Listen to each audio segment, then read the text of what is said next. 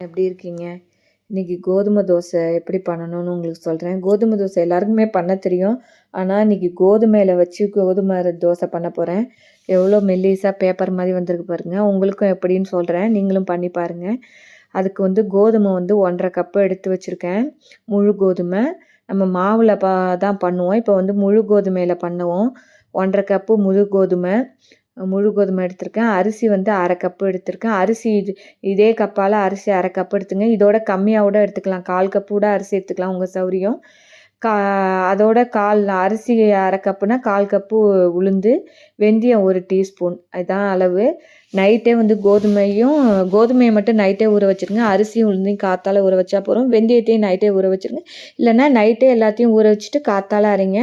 ஆனால் கோதுமை ஒரு 8 ஹவர்ஸ் 9 ஹவர்ஸ் ஊறணும் கோதுமை, அப்போ தான் நல்லாயிருக்கும். இப்போ ஊற வச்சாச்சு. எப்படி அரைக்கணும்னு சொல்கிறேன். இதை மிக்சியில் இப்போ கோதுமையை தனியாக அரைக்கும்போது அது சிக்கிக்கும். அதனால் கிரைண்டர்லேயே அரைங்க. அப்படி இல்லைன்னா மிக்சியில் அரைக்கிறதா இருந்தால் கோதுமையும் அரிசியும் சேர்த்து போட்டு அரைங்க. இல்லைன்னா சிக்கிக்கும் கோதுமை, சக்கையும் தண்ணியுமா இருக்கும். இப்போ ஃபஸ்ட்டு உளுந்தையும் வெந்தயத்தையும் போட்டு அரைச்சிடுவோம். அப்புறமா அரிசியையும் கோதுமையும் அரைப்போம். கிரைண்டரில் அரைக்கும்போது நல்லா சாஃப்டாக மெல்லிஸாக வரும். திப்பியாக தெரியும் உங்களுக்கு, ஆனால் கிரைண்டரில் அரைக்கும்போது ரொம்ப சாஃப்டாக இருக்கும். இப்போ வந்து நல்லா உளுந்து அரைச்சிட்டு இப்போ அரிசியும் கோதுமையும் ஒன்றா போட்டு இதை நல்லா நைஸாக அரைங்க. இதுக்கு சிக்கிக்கும், அதனால் கொஞ்சம் தண்ணி நிறையா ஊற்றி அரைக்கணும். நல்லா நைஸாக கிரைண்டரில் அரைச்சிடும். ஆக்சுவலாக நீங்கள் அரைச்சிட்டு உங்களுக்கு காட்டுறேன் எப்படி மாவு வந்திருக்கு நைஸான்னு சொல்கிறேன். இது மாதிரி நீங்களும் ஒரு வாட்டி எப்போதும் வந்து மாவில் பண்ணாத ஒரு வாட்டி இது மாதிரி கோதுமையிலையும் பண்ணி பாருங்கள், டேஸ்ட்டாக இருக்கும். இதை பாருங்கள் எவ்வளோ நைஸாக இருக்குது பாருங்கள் மாவு.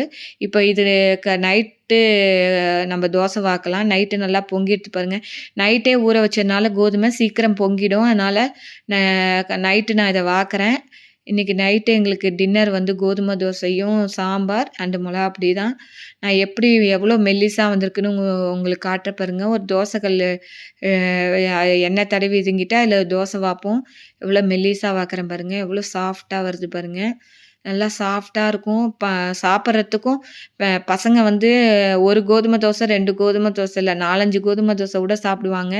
பிடிக்காத பசங்களுக்கு கூட இதுமாதிரி மெல்லிஸாக வாத்து போடும்போது இப்போ நார்மல் தோசை எப்படி இருக்கோ அது மாதிரி அவ்வளோ சாஃப்டாக வரும் இந்த கோதுமை தோசை.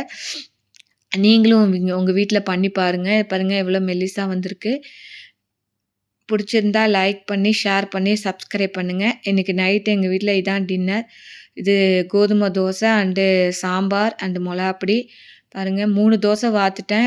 எவ்வளோ மெல்லிஸாக வந்திருக்கு பாருங்கள். நார்மல் தோசை மாதிரியே வந்திருக்கு பாருங்கள். Thank you friends. பிடிச்சிருந்தா லைக் பண்ணி ஷேர் பண்ணி சப்ஸ்கிரைப் பண்ணுங்கள். பாய்.